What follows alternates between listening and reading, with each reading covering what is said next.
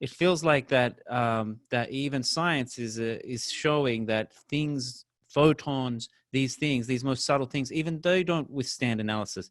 And before you were talking about that sometimes when this analysis comes right to the edge, you do feel a type of nothingness, right? And I think Oh, yes. really what you said is that, but even if you analyze that nothingness, it doesn't withstand Exactly. analysis, and you encounter this experience of like clear light, and at this Yes. point these things are inexpressible, so we just start giving them names like white, red, black, Yes. clear light, Yes. right? But you know, And this is the reason, though. This is very important, though. Where you're right on a point now.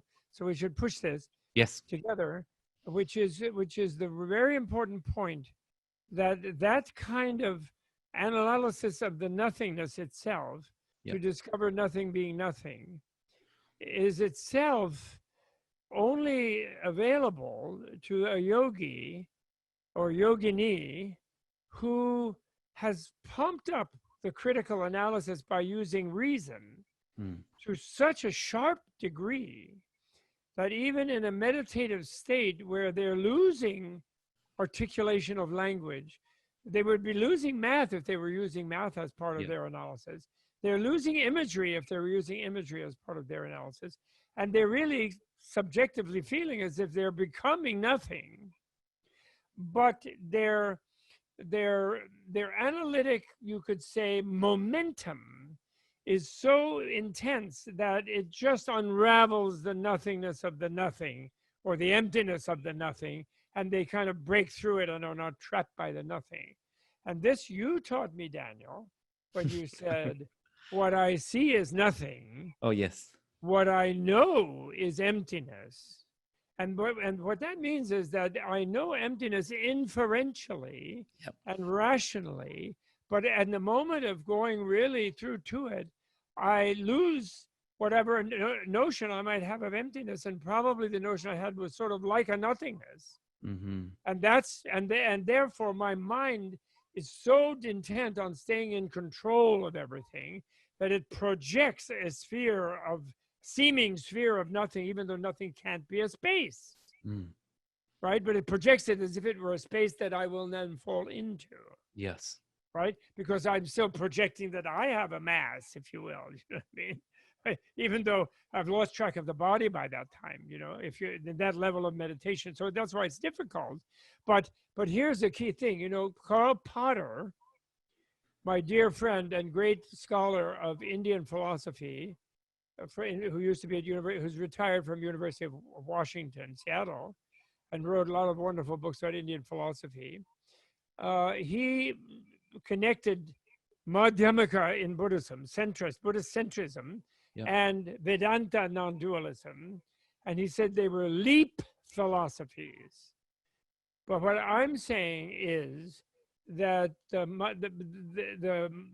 Vedanta, you could call it a leap, because the Vedanta thinks that what you hold in your mind at a threshold like that of unity with Brahma, of God, mm, is the word God, like a mantra, the sound Brahma, or your idea of God, because you're a faithful Hindu, you're a devotee of God.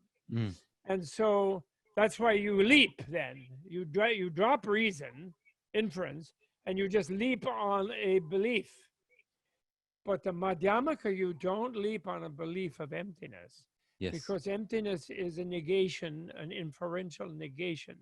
And so therefore you are propelled like someone in a takeoff rocket going out of the atmosphere, You are propelled by a relational power of your own energized inference, which of course is a superficial, of course, that superficial conceptual mind, but that's the beauty of it, is that the conceptual mind is so rational in Buddha's way of using it and teaching us to use it, that it transcends itself. Do you follow me? It doesn't yes, just cast itself aside and say, I'm going to jump someplace I believe in. And therefore, those people who make the mistake of having a space experience and think that was the realization of emptiness, those people are wrong. Yes. And because nobody ever has an experience of emptiness, because it's not an object. You go through it because you always were emptiness, because Yeah. emptiness is you as a relative being from before, even Yep. when you didn't know that. Okay? Yep. So you don't get lost anywhere. And you don't have a thing that you say, I have.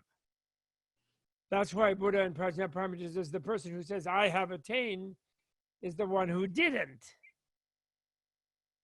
But Buddha can figure out that because this inference, therefore, is not obliterated or damaged by its self-transcending. Yes. In fact, it maintains itself at super sharpness.